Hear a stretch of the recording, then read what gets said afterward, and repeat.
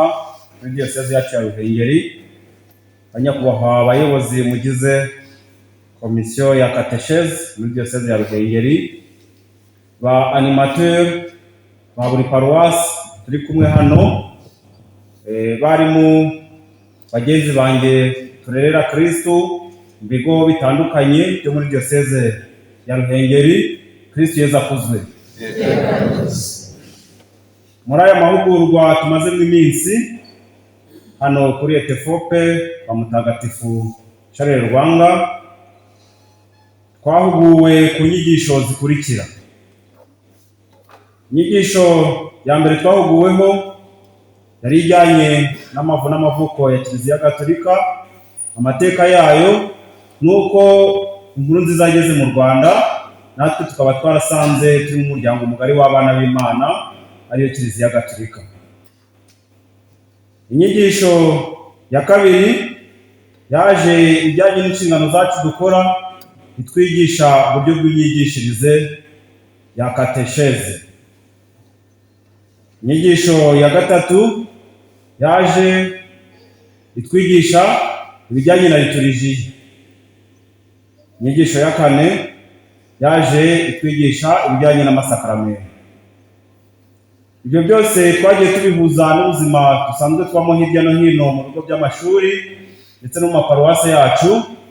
Dusanga Kiliziya yaratugiriye icyizere gikomeye, ko yaratugize umuyoboro wo kugira ngo abana twigisha tugire uruhare mu kubategurira amasakaramentu ku mashuri tubarereraho muri diyoseze yacu.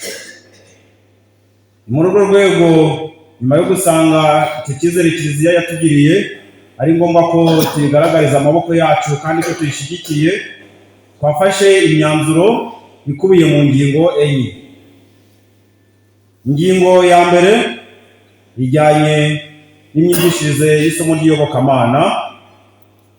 Ingingo ya kabiri ijyanye n'amasakaramentu, gutegura abana bacu kuba bahabwa amasakaramentu.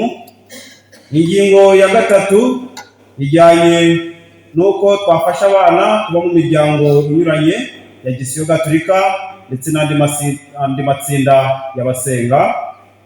Ingingo ya kane ni ugufasha Kiliziya gushinga imizi mu bigo by'amashuri turimo, tugashyira imbaraga kominote katolike z'ibigo turereramo. Duhereye ku ngingo ya mbere ijyanye n'imyigishirize y'isomo ry'iyobokamana, hafashe imyanzuro ikurikira.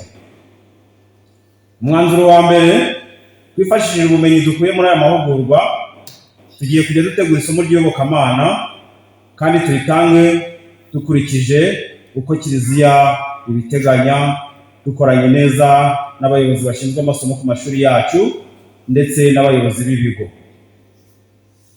Ingingo ya kabiri nk'umwanzuro kuri iri somo ry'iyobokamana n'imyigishirize yaryo, ni uko tuzajya twifashisha imfashanyigisho ziteganywa na Kiliziya.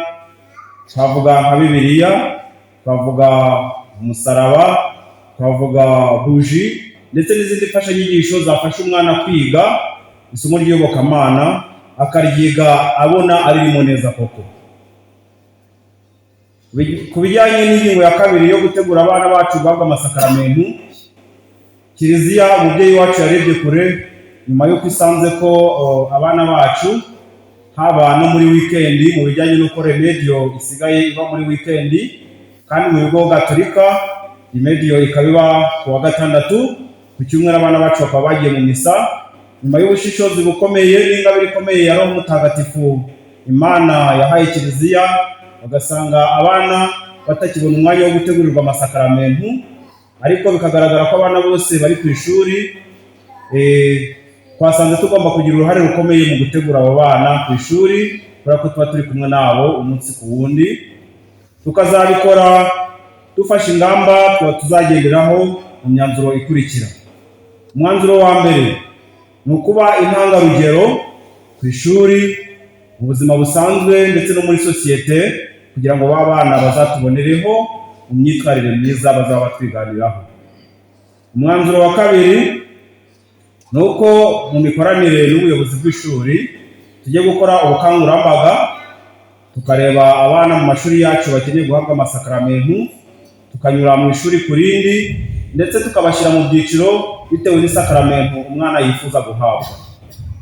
Umwanzuro wa gatatu ni uko twifashishije imfashanyigisho umubyeyi Kiliziya yahaye ibigo byacu, tuzategura abo bana bagahabwa amasakaramentu, cyane cyane hagategurwa n'umunsi mukuru uzajya wizihizwa ku munsi wa mutagatifu waragije buri shuri, maze abo bana bagahabwa amasakaramentu, tukabakorera ibirori kugira ngo bizatume n'abandi bakanguka baze bagana ingoma y'Imana.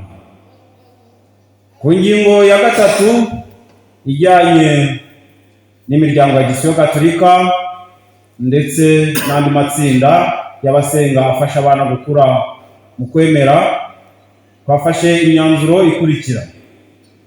Umwanzuro wa mbere, hari aho iyo miryango ya Gisiyo Gatolika yari iri mu bigo by'amashuri, birasaba kuyongerera imbaraga, ikagira n'ibikorwa by'urukundo bigaragarira amaso muri bagenzi babo ndetse no mu kigo muri rusange, ku buryo uwaza asuye ishuri yagenda yigishijwe n'ibikorwa by'urukundo bizaba byaragaragajwe n'iyo miryango ya Gisiyo Gatolika. Imiryango ya Gisiyo Gatolika hari ibigo bimwe irimo ariko isa n'isinziriye. Twafashe umwanzuro w'uko mu mikoranire n'ubuyobozi bw'ishuri hagiye kubaho gukanguka, abana tukababa hafi binyuze mu mikoranire n'ubuyobozi ndetse n'abarimu. Bizanyura muri izi nzira zikurikira. Twifashishije abarimu Gatolika dufite ku mashuri yacu, hari abarimu dufite bagiye bakorera mu miryango ya Gisiyo Gatolika. Buri wese azajya afata umuryango wa Gisiyo Gatolika awube hafi, awube nka pare cyangwa marene, kugira ngo abo bana babonereho kugenda bakura mu kwemera babifashijwemo n'abarezi babo.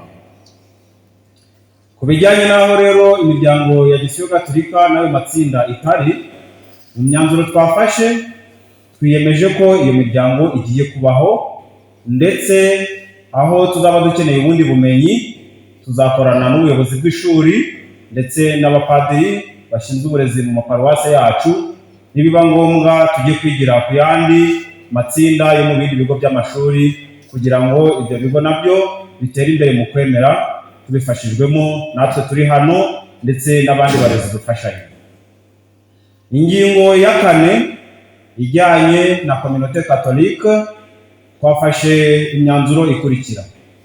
Umwanzuro wa mbere, ikigo cy'ishuri kigiye kwimakaza ukwemera Gatolika bihereye muri buri shuri, ishuri ku rindi. Muri buri shuri harashyirwaho abanyeshuri Gatolika bahagarariye abandi bazafasha mu bikorwa bikurikira. Icya mbere, kwibutsa abanyeshuri ko ari ngombwa kwiragiza Imana binyuze mu isengesho mu gitondo mbere y'uko amasomo atangira, mbere yo gufata ifunguro, nyuma yo gufata ifunguro, ndetse na nyuma y'amasomo mbere y'uko abana basubira imuhira. Ibyo kandi tukazabifatanya n'abandi barezi dukorana, kuko ntabwo mwarimu azagera abayigisha ngo asohoke ngo nuko mu isaha yo gufata ifunguro igeze azajya afatanya n'abana gusenga, kugira ngo cya gikorwa abana babone ko tukibashyigikiyemo. Indi ngingo ni uko dufatiye kuri iriya miryango ya Gisiyo Gatolika n'ari amatsinda ndetse na korali twavuze, buri tsinda rizagira komite. Izo komite za buri tsinda na n'umuryango wa Gisiyo Gatolika ndetse na komite ya buri shuri zizahurizwa hamwe, zitoremo komite nkuru ihagarariye abanyeshuri mu kigo hose. Ibyo bizafasha abana kumva bari kugira inshingano ndetse no gukorera Kiliziya umubyeyi wacu. Azaba ari no mu rwego rwo kubategura ko ejo n'ejo bundi cyangwa ejo hazaza aribo bazaba bubatse Kiliziya, ndetse bakazaba abayobozi b'imiryango remezo, abayobozi mu masantrali, mu maparuwase, yewe n'ahandi hose Kiliziya izaba yiteguye kuzatuma abo bana turera. Nk'abantu dufite inshingano zo kurerera Kristu, iyo niyo myanzuro twafashe mu ncamake. Turahamya ko tuyobowe na Roho Mutagatifu, inshingano yo kurerera Kristu tuzabishobozwa, kubera ko tuzi ko uwo dukorera afite imbaraga kandi tumwizeye. Reka dushimire Imana, tuyihe amashyi kuri aya mahugurwa meza twagize.